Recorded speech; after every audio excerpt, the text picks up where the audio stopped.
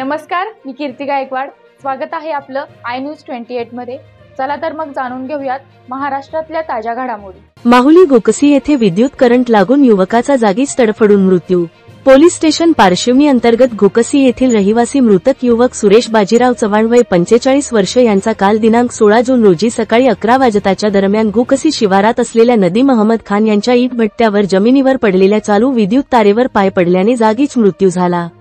प्राप्त माहितीनुसार मृतक सुरेश बाजीराव चौधरी नेहमीप्रमाणे गायी चारण्यासाठी गेला असता एक गाय वीट भट्ट्याच्या दिशेने पळाली। तिच्या मागोमाग गेला असता वीट भट्टा मालकांनी चोरीची विजेचा वापर करून टाकलेला विद्युत वायर जमिनीवर पडलेला दिसला नाही।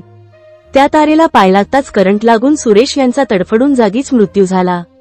संतप्त नागरिकांनी व कुटुंबियांनी मृतकास आर्थिक मदत मिळावी याकरिता काही काळ पोलिसांना मृतदेह उचलण्यात मनाई केली।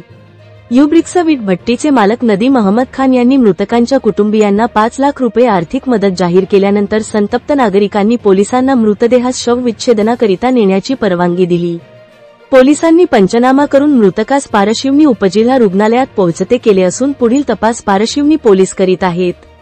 इंडिया न्यूज 28 करिता दिनेश काडेकर, रामटेकची रिपोर्ट। मुक्काम खुक्षी हा उमाशंकरजी गुहिरे यांच्या स्वतःच्या मालकीच्या गायी चारण्याकरिता नदीम खान यांच्या भट्ट्याकडे गेला असता नदीम खान यांच्या भट्ट्यावरती लाईनवरून डायरेक्ट लाईन गेलेली आहे आणि सुरेशचा लक्ष न राहता त्या लाईनला पाय लागला आणि त्या करंटमुळे त्याचा जागीच मृत्यू झाला।